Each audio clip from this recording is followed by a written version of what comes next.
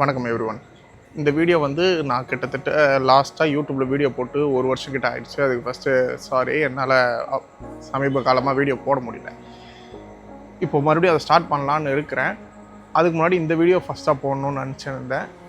என்ன காரணம் அப்படின்னு பார்த்தீங்கன்னா, இப்போ எல்லாருக்குமே தெரிஞ்சிருக்கு இந்தியா பாகிஸ்தான் வார் நடந்துட்டு இருக்குன்னு. இந்த இந்தியா பாகிஸ்தான் வாரை பற்றி நிறைய பேர் பேசின்னு இருக்காங்க. ஆனால் நான் அந்த வாரை பற்றி மெயினாக பேசுகிறதோட வேறு ஒரு விஷயத்தை பேசணும்னு நினச்சிட்டு இருக்கேன்.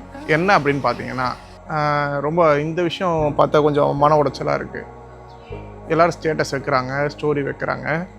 அந்த ஸ்டேட்டஸ் ஸ்டோரியில் என்ன வைக்கிறாங்கன்னு பார்த்தீங்கன்னா, இதை ஒரு வாராக கன்சிடர் பண்ணாமல் இன்னும் ஒரு வீடியோ கேமும் ஒரு சிமுலேஷன் மாதிரி பார்த்துட்டு இருக்காங்க. ஏன் அப்படின்னே புரிய மாட்டேங்குது. என்னென்னா, பாகிஸ்தானில் வந்து நம்ம அது பிரச்சனை தெரிஞ்சிருக்கோம். காஷ்மீரில் 25 பேரை தாக்குனது.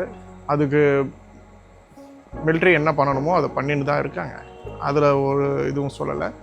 என்ன விஷயம் அப்படின்னு பார்த்தீங்கன்னா, இங்கே இருக்க சிவிலியன்ஸ் அதை எப்படி பார்க்குறாங்க அப்படின்றது தான். இது ஜஸ்ட் ஒரு ரிவெஞ்ச் ஸ்டோரியாகவும் பார்க்குறது இல்லை, ஒரு சினிமேட்டிக் லெவலில் பார்க்குறது கிடையாது. வாருன்றது வேறு ஒரு வேர்ல்டு, வேறு ஒரு உலகம். அதை நிறைய பேர் புரிஞ்சிக்க மாட்டுறாங்க.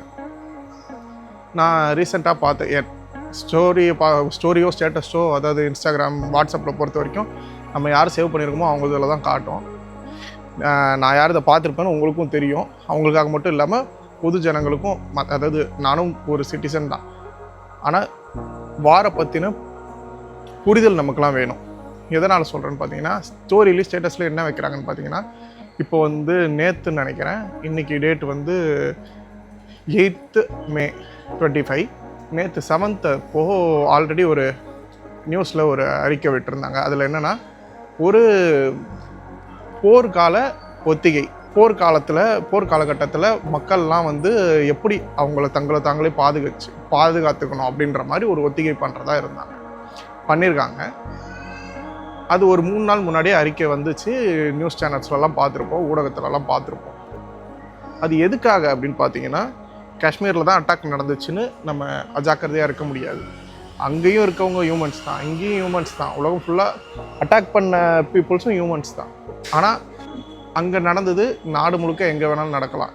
இந்தியான்னு பொறுத்து இல்லை. இப்போ பாகிஸ்தான்லேயும் திரும்பி நம்ம ஸ்ட்ரைக் நடந்திருக்கு. அங்கே வந்து அந்த டெரரிசம் கேம்பில் தான் அட்டாக் பண்ணியிருக்காங்க.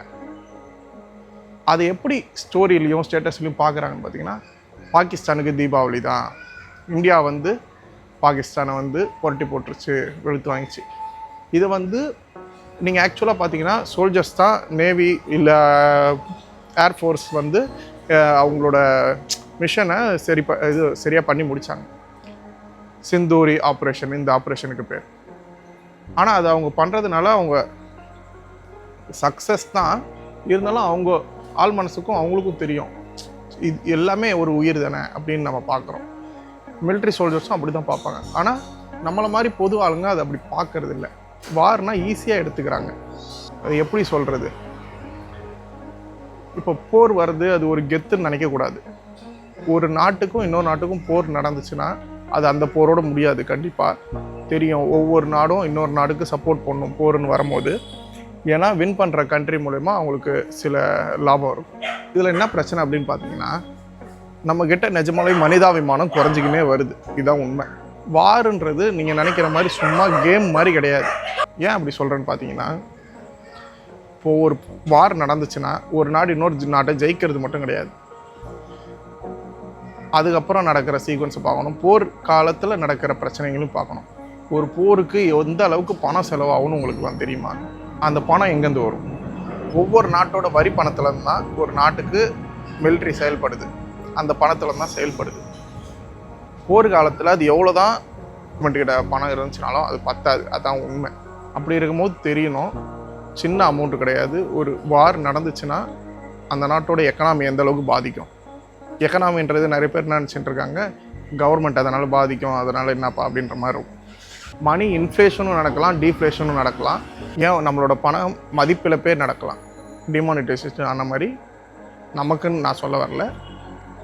தோக்கிற நாடாக இருந்துச்சுன்னா இது அந்த அளவுக்கு பெரிய போராக இன்னும் போகலை. அது போகக்கூடாதுன்னு தான் நம்மளாம் வேண்டிக்கணுமே தவிர, ஸ்டேட்டஸோ ஸ்டோரியோ வைக்கிறீங்கன்னா இது பெரிய போராக மாறாமல் சீக்கிரமாக ஒரு நல்ல புரிந்துணர்வு வேணும் 2 நாட்டுக்குள்ளேன்னு தான் நீங்கள் நினைக்கணும்.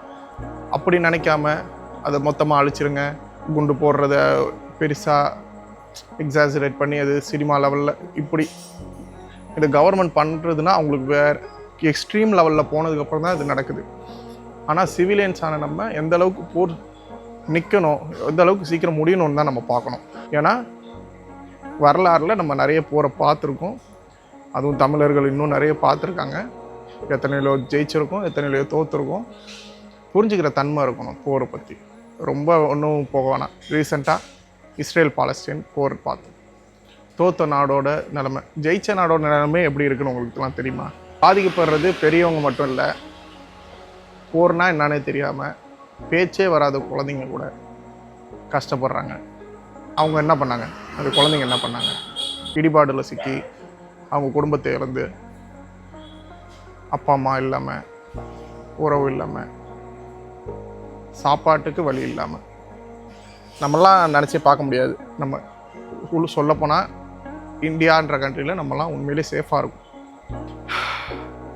எல்லாருக்குமே தெரிஞ்சிருக்கும், நெட்டில் பார்த்துருப்பீங்க. பாலஸ்தீன் வாருக்கு சப்போர்ட் பண்ணவங்களும் இருக்காங்க, அதாவது ஆதரவு தெரிவித்து அவங்களுக்கு நிவாரணத்துக்கு உதவுனவங்களும் இருக்காங்க. இன்னும் மருத்துவ உதவி பண்ணவங்களாம் இருக்காங்க, நிதி உதவி பண்ணவங்க இருக்காங்க. பொதுமக்கள் கூட நிறைய பேர் முன் வந்து பணம் செலுத்தினாங்க. உக்ரைன் ரஷ்யா வார் பார்த்தோம், எவ்வளோ பெரிய அணு உலைகள் உடைக்கப்பட்டது, விமான நிலையங்கள், விமானங்கள் தாக்கப்பட்டது. இது வந்து வேறு நாடு தானே அப்படின்னு பார்க்கக்கூடாது. இப்போது வேறு நாடு தான் அப்படின்னு பார்த்தா நம்மக்கிட்ட இருக்க எதுவுமே இருக்காது. நம்மக்கிட்ட இப்போ இந்த மொபைல் இருக்காது. இது இந்தியாவுக்கு வந்திருக்குமா? யூடியூப்பில் இந்த வீடியோ போட போகிறேன், இந்த யூடியூப் நம்மக்கிட்ட வந்துருமா? இப்போ நமக்கும் அமெரிக்காவுக்கும் பிரச்சனைனா முதல்ல நம்ம நாட்டுக்கு வர சேவையெல்லாம் ஒன்று நம்மளே நிறுத்திடுவோம், இல்லை அவங்க நிறுத்திடுவாங்க. அப்படி பார்த்தா இந்த காணொலியை எப்படி பதிவு விடுறது? நமக்கு விமானங்கள் கிடச்சிருக்குமா? இல்லை நம்மக்கிட்டேருந்து போன அறிவியல், நம்மளோட விஞ்ஞானம், நம்மளோட மருத்துவம், நம்மளோட வணிகம், போர்னால் சும்மா இல்லைங்க நீங்கள் நினைக்கிற மாதிரி. இப்போ பெரியவங்களுக்கும் சின்னவங்களுக்கும் தெரியாது. நீங்கள் ஸ்டோரி வைக்கிறீங்க, ஒரு சில பேரால் தேடி போய் கூகுளெலாம் சர்ச் பண்ணி பார்க்க முடியாது. ஒரு போர்னால எவ்வளோ சேதம் ஆகுது, எவ்வளோ இழப்பு நடக்குது, இதெல்லாம் இப்போ நீங்கள் தேடி எடுத்துகிட்டு போய் எடிட் பண்ணி பாகிஸ்தானில் தீபாவளி இந்தியா நடத்திருக்கு இப்படிலாம் போடுறீங்களே மனசாட்சி இல்லாமல். தாக்குதல் நடத்தினவங்க தான் பதில் தாக்குதல் நடத்துகிறாங்க, அதை நான் ஒன்றும் சொல்லலை. ஆனால் அது நம்ம எடுத்துக்கிற விதம்னு ஒன்று இருக்குது. போர் தான் வந்து எல்லாத்துக்கும் முடிவுன்னு நினைக்கக்கூடாது. போர் வந்தால் எல்லாமே முடிஞ்சிடும், அதான் உண்மை. 2 நாடுக்கும் போர் நடக்குதுன்னா சும்மா இல்லை. எந்த 2 நாடாக இருக்கட்டும், இந்தியாவை சொல்லலை, மற்ற எல்லா நாடும் சொல்கிறேன். போர் வந்து ஒவ்வொரு தனி நபரையும் ஒரு நாட்டில் பாதிக்கும், இதுதான் உண்மை. இப்போ இந்த போர் நடக்குது, இப்போதைக்கு அது ஜாலியாக எல்லோரும் தீபாவளி பொங்கல்ன்றுவீங்க. இன்னும் 1-2 மாதத்தில் விலைவாசி கண்டிப்பாக ஏறும். என்ன பண்ண முடியும்? பாகிஸ்தானை எதிர்த்து நம்ம நடத்துகிற தாக்குதலுக்காக சம்மந்தமே இல்லாமல், இந்த போருக்கு சம்மந்தமே இல்லாத யாரோ ஒரு வெளி கண்ட்ரி, எந்த கண்ட்ரி நான் சொல்லலை, நம்ம அங்கேருந்து எண்ணெய் வாங்குவோம். எண்ணெய்னா ஃபியூவல்ஸ், அவங்க வந்து அதோட விலையை ஏற்றுவாங்க. நாட்டோட எக்கனாமி மாறும். சும்மா இல்லை, போருன்றது சும்மா இல்லை, அது புரிஞ்சுக்கோங்க. அதை தான் சொல்ல வரேன். இப்போ நீங்கள் ஸ்டேட்டஸ் வைக்கிறீங்களா, அதில் போர் வந்து எந்த அளவுக்கு பாதிக்கும் அப்படின்றத எடுத்து வைங்க. போரை வந்து சும்மா நம்ம என்ஜாய் பண்ணக்கூடாது. நம்ம ஜெயிச்சிட்டோம் அப்படின்னா கூட அந்த வெற்றி வந்து நிரந்தர வெற்றி கிடையாது. எந்த நாடாக இருந்தாலும் தாக்குதல் நடத்துகிறவங்களும் சரி, நம்ம நாட்டிலேருந்து யார் சொல்லியும் தாக்குதல் நடத்துகிறவங்க கேட்க போகிறதில்ல, அவங்களோட நோக்கத்துக்குப்படி பண்ணுறாங்க.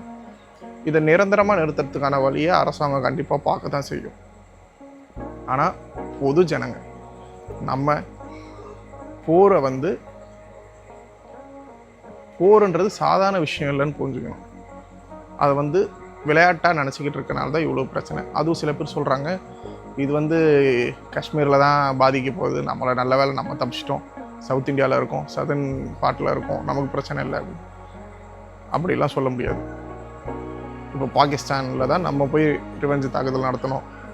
அதில் வந்து கரெக்டாக தேடி போய் எந்த இடத்துல அந்த தாக்குதல் நடத்தினவங்க இருந்தாங்களோ அவங்கள பதில் தாக்குதல் நடத்தினாங்க.